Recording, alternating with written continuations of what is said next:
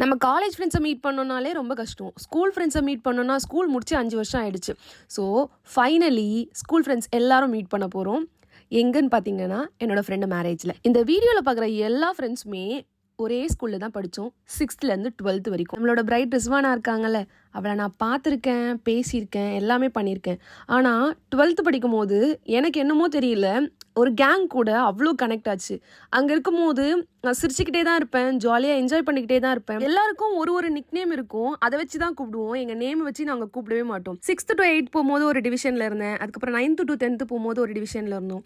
12th 11th ஒரு டிவிஷனில் இருந்தோம். அப்பப்போ ஒரு குரூப் ஆஃப் ஃப்ரெண்ட்ஸ் எனக்கு செட் ஆவாங்க. அவங்க கூட தான் நான் இருப்பேன். அந்த 11th 12th எனக்கு என்னமோ தெரியல, அந்த கிளாஸையே நான் ரொம்ப என்ஜாய் பண்ணேன். நான் படித்த ஸ்கூல் கோயட், ஆனால் எனக்கு அந்த 2 years 11th 12th நான் என்னமோ கேர்ள்ஸ் ஸ்கூலில் இருந்த மாதிரி ஒரு மாதிரி ஜாலியாக அங்கே என்ஜாய் பண்ண ஆரம்பிச்சிட்டேன். அவங்க கூட இருந்து ஸ்பெண்ட் பண்ணி சிரிச்சுக்கிட்டு விளையாடிக்கிட்டு, லைக் ஸ்கூல்லலாம் டஸ்டர் நம்ம துணியில தான் தச்சு எடுத்துட்டு வருவாங்கல்ல, அதெல்லாம் விளையாடிட்டு இருக்கும் போது ஜன்னல் வழியா அந்த பக்கம் போய் விழுந்துரும். அதை போய் எடுத்துட்டு வந்து மேலே தண்ணி ஊற்றி விளையாடி அந்த மாதிரி என்னென்னமோ என்ஜாய் பண்ணியிருக்கோம். அப்படியே அதை நினைக்கும் போதே அவ்வளோ ஜாலியாக இருந்தது.